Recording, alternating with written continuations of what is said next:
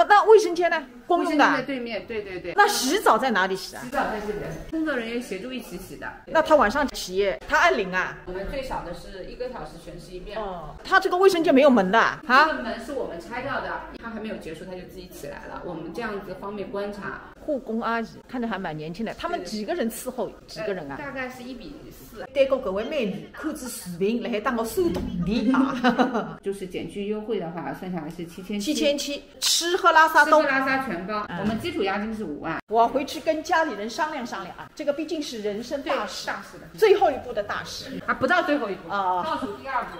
哦，对，那个地方高低带不起，就是插树灯卡也公用的。来不及起来插了身浪那哈背，4个人各用1个阿姨，但辰光拉住啥人的裤子，卡住啥人的屁股喊呢？前脚我个情况搭来了一回班，后脚再改注意一来着，再还去寻一讲，也是一个人死，也有道理卫生改个进来源。来里讲个高低不是问题。为此里到爷娘，位于只福建棺材发落眼里的副地洞，腹膛大好，分身3骨，三手不散。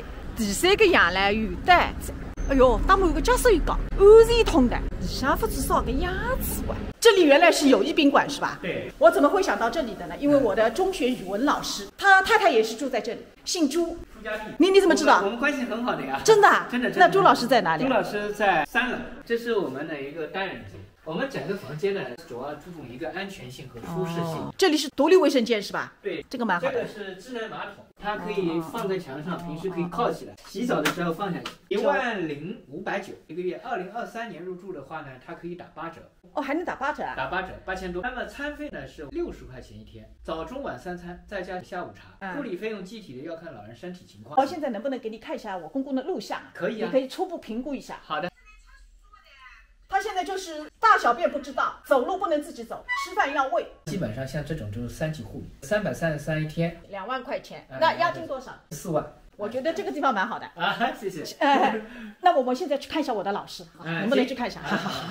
他呢是我阿姨的老师，我有很多的朋友也是他的学生，因为我们都是一个学校毕业的嘛。他跟李老师相差10岁呢，老夫少妻。李老师很帅的，年轻的时候。哎，朱老师，你好。朱老师啊，你不认得我个，我是李老师的学生子。那你叫啥名字呢？我叫董娇，你的儿子叫李正义啊，但我是同学。啊？大四小学。搿么你爷们也认得呀？爷们大不认得，你是3班的呀，你是比莱斯班的的。哎，我是康莱斯班的。